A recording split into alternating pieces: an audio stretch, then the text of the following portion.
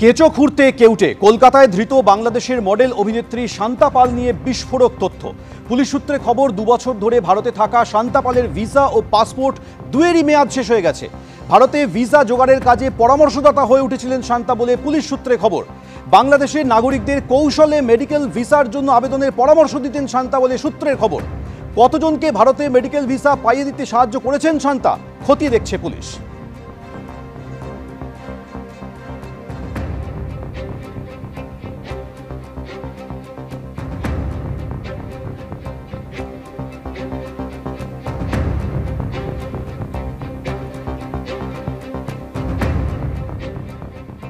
শুধুমাত্র ভারতীয় ডকুমেন্টস পাওয়া নয়, শান্তা পালকে জিজ্ঞাসাবাদ করে তার যে সোশ্যাল সাইট, সেই সোশ্যাল সাইট থেকে কিন্তু একাধিক গুরুত্বপূর্ণ তথ্যও মিলেছে। দেখা যাচ্ছে যে সে বাংলাদেশের বাসিন্দাদের সাথে বিভিন্ন বিষয় কথোপকথন বা চ্যাট উদ্ধার হয়েছে, যেখানে সে বলছে যে ট্যুরিস্ট ভিসা না পেলেও মেডিকেল ভিসাতে চাইলে কিন্তু অ্যাপ্লাই করা যেতে পারে এবং সেক্ষেত্রে দাঁড়িয়ে বাংলাদেশের বাসিন্দারা কিন্তু ভারতবর্ষে প্রবেশ করতে পারে।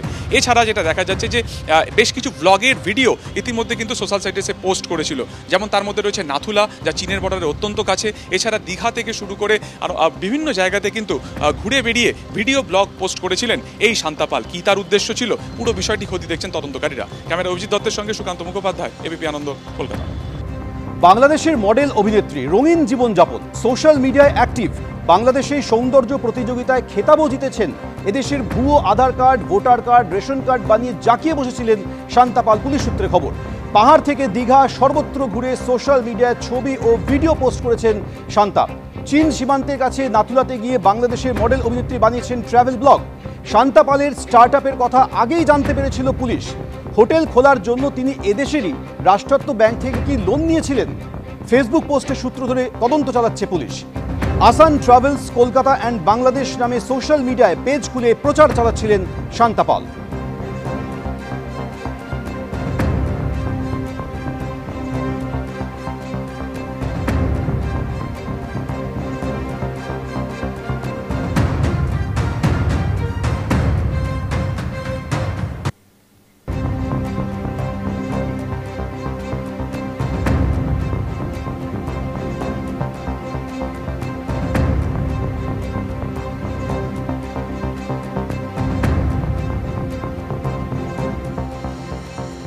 শান্তা পালের গ্রেপ্তারি পর কটাক্ষ করেছেন সৌমিত্র খা। তিনি বলছেন, কিছুদিন আগে দেখা গিয়েছে এ রাজ্যে বাংলাদেশি পঞ্চায়েত প্রধান, এখন দেখা গেল এ রাজ্যে এক বাংলাদেশি মডেল।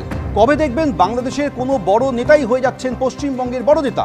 এ রাজ্যে সরকার ভারতবর্ষের আইন মানতে চাইছে না, মন্তব্য সৌমিত্র খায়ের।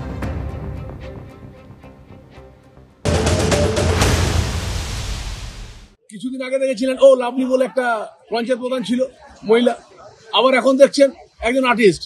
আবার দেখবেন যে বাংলাদেশের কোন নেতা, সে হচ্ছে পশ্চিমবাংলার বড় নেতা। এটাই তো বাংলা।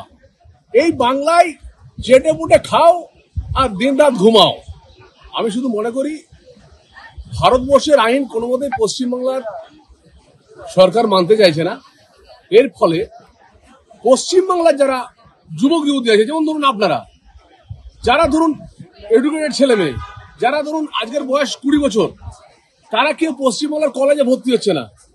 তারা সব হয় দিল্লি, নাহলে গুজরাট, নাহলে ব্যাঙ্গালোর, না হলে চেন্নাই, কোথাও চলে যাচ্ছে। আর দিদিমণি বলেছেন কোনো চিন্তা নেই, সমস্ত রোহিঙ্গা বাংলাদেশি মুসলিম নিয়ে পশ্চিমবাংলা সরকার চলবে। পশ্চিমবাংলা আগামী দিনে পুরোপুরি পূর্ব বাংলায় পরিণত হবে, এটা নিশ্চিত করে লিখে রাখুন।